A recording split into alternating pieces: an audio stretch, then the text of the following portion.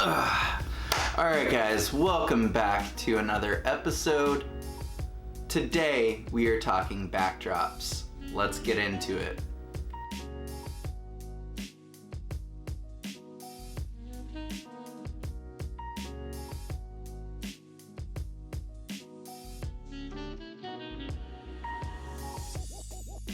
Real quick, before we move into the topic at hand, I'd love if you guys hit the subscribe button. If you want to continue to see good photography and videography content, please follow along. I'm definitely going to be continuing to drop videos in the future as I move forward.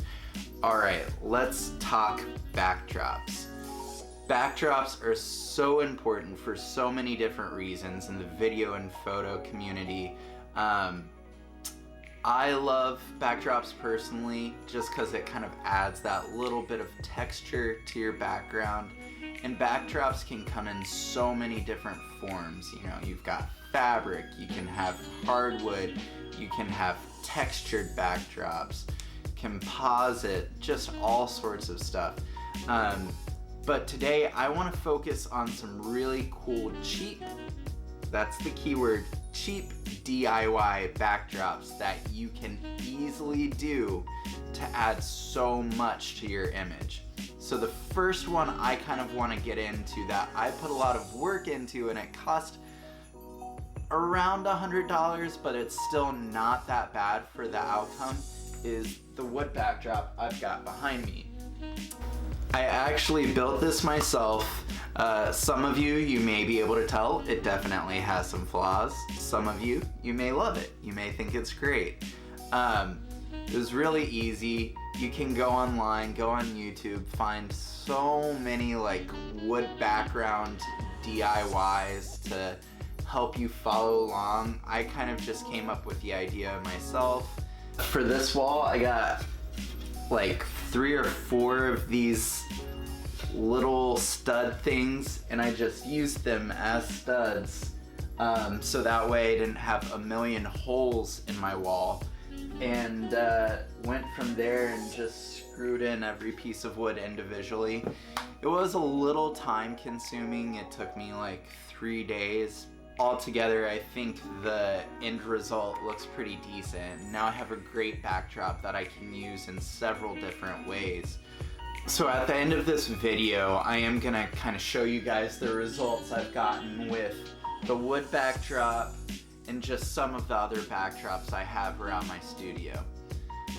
The next backdrop I want to get into, and probably one of the most common backdrops you'll see, is fabric backdrops. So this is my little IKEA box for all my backdrops. I've got a white backdrop, a black backdrop, and my green screen. These backdrops are all just, you know, kind of staples for any photographer or videographer. You know, for video work, obviously green screen, it's great.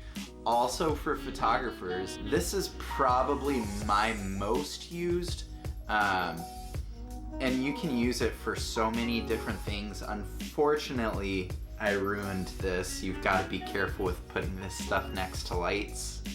Yeah, you can burn it. Yeah. RIP. A lot of photographers use the white backdrop as the omega, just because if you know what you're doing and you have a big enough room, you can make a white backdrop look black. You can texturize it. There's so many things you can do with a white backdrop. Now, these backdrops, I think I got my entire kit for under $50. Yes, it is a cheaper kit, but it's still something you can do, and it's a lot of times better than nothing. These have been great in a pinch. I've had companies call me a few days before and, you know, do you have a backdrop set up that you could bring to our small studio? It's excellent for stuff like that. Alright guys, next up is my product photography rig. This is my like go-to rig. I built it myself. I'm still working on it. It's hard because of the space in this room. It's not the biggest room ever. So I need everything to kind of be portable. It's also, you know, just in case I want to shoot on another location, I can easily bring this rig, you know, fold it down, pop it back up really quick. Now this is super cheap and easy to do. You can build one of these really fast. As you can see, I've got basically an L made with two 2x4s. And then on top of the L, I have the blackboard or the chalkboard, and then I just clamp them on. Now what you guys can't see is on the blackboard, there is on the flip side of it a whiteboard, which is kind of neat. So I can kind of have like a reversible feel. I think whites are really good for a modern, sleek, very sterile or clean look, whereas the black just feels really moody. I use the black side most of the time, but again, the beauty of this whole rig is you can set it up and mess with it however you want. Now on top of the blackboard and the whiteboard, I also bought, let's see if I can get it, two of these boards. Alright? The great thing about this is it's just, again, simple square, and you can make a nice wood background. Again, really versatile for product photography, or maybe even some B-roll. You can even layer the wood with the black background. It kind of makes a neat pattern. And then the other thing that I'm thinking about doing is staining this side. I believe these were $4 or $5 a sheet. So it's, again, not that expensive. And once you have your main rig built, it gets even cheaper. The last thing I have for like my product photography rig is I've got 4 pieces of this old kind of janky wood. I found these at a dumpster and I just decided to take them because when you're doing product photography, you never know what kind of look could come up, and it could be super useful. I actually have used them and I think they look really neat. They have a lot of character, and if I ever wanted to, of course, I could sand these down and kind of give them another shade. Alright, last but definitely not least is this leather fabric. Yes, it looks kind of garbagey, but it is also really neat. It's a different texture, and it's something that not everyone would see every day.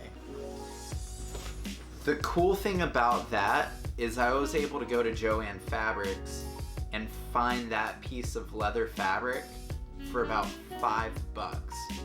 If you go into their clearance section, they have a bunch of leftover fabric that was cut, but it's kind of the leftovers of that cut fabric.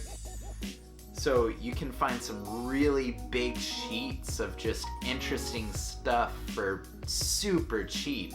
And what I like about this is it doesn't have to be your main go-to.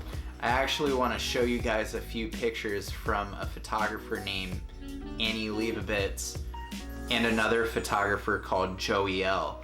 They both have some really neat setups that are a backdrop within a backdrop, kind of inception-y. But it's something that's really neat that you can do with a relatively cheap and small fabric. So I know you guys have been waiting to see some looks. I want to get into that now.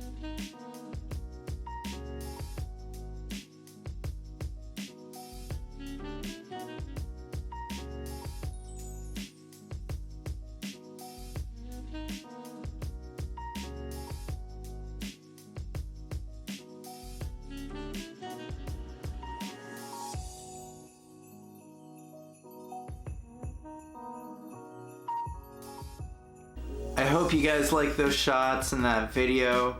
If you did, please leave a thumbs up. Also, again, please subscribe. It's a huge help. And please comment down below if you found any of this helpful. I want to make new content for you guys, but I also want to know what you guys want. And if you guys end up creating any of these looks, I would definitely love to see it. Alright guys, thank you for watching, and I hope you have a good one. I'll see you again next week. Deuces.